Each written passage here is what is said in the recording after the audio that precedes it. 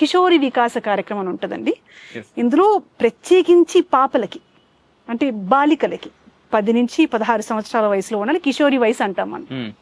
ఈ బాలికలకు ప్రత్యేకించి ఒక కార్యక్రమం నడుపుతాము.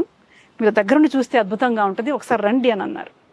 సో దీంట్లో ఒక భాగంగా ఈ కిషోరి వికాస కేంద్రాలకు వెళ్ళే ఒక అద్భుతమైన అవకాశం నాకు దొరికింది.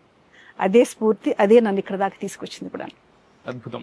అయితే ఇక్కడ నాకు run for a girl child అన్నారు కదా, ఆ పేరు వినగానే మీకు ఏమనిపించింది అంటే ఈ రోజు నిజంగా 2019 మీరు వెళ్ళింది, ఈ రోజు 2025 ఎక్కడ బతుకుతున్నాం, ఎటువంటి సమాజంలో బ్రతుకుతున్నాం, ఈ రోజు మనం దేనికోసం పరిగెత్తాల్సినటువంటి అవసరం ఏర్పడింది. ఒక ఆడపిల్ల కోసం కొన్ని వేల మంది, కొన్ని లక్షల మంది కలిసి పరిగెత్తాల్సినటువంటి అవసరం ఈ రోజుకి ఏర్పడింది, ఈ రోజుకి ఉంది ఈ సమాజంలో. అంటే మనం దాన్ని ఎలా చూడొచ్చు, అసలు ఎందుకు వస్తుంది అంటారు? ఈ run for a girl child అనేది ప్రత్యేకించి ఆ గర్ల్ అన్నది ఇక్కడ ఫోకస్ గా జరుగుతున్నది. 10 నుంచి 16 సంవత్సరాల వయసులో ఉన్న కీలకమైన వయసు, చాలా వ్యక్తి నిర్మాణం. ఆడైనా మగైనా బాబైనా పాపైనా అంటే రాబోయే జీవితాన్ని శాసించగలిగే వయసు అది. ఆ వయసులో ప్రత్యేకించి మనం చూస్తున్నాం ఇప్పుడు అమ్మాయిల పరిస్థితి ఎలా ఉందో.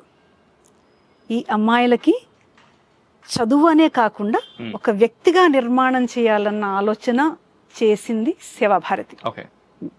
వ్యక్తిగా ఏంటి నిర్మాణం? స్కూల్కి వెళ్తే సరిపోదా? మార్కులు వస్తే ఏదో కాలేజీలో సీట్లు వస్తాయి, ఏదో చదువుకుంటారు, ఏదో సంపాదిస్తారు, అయిపోద్ది కదా. అక్కడికి సరిపోతుందా? నిజంగా ఇప్పుడున్న యువతకి నిజంగా ఇది సరిపోతుందా? ప్రత్యేకించి అమ్మాయిలకి సరిపోతుందా? సరిపోదు.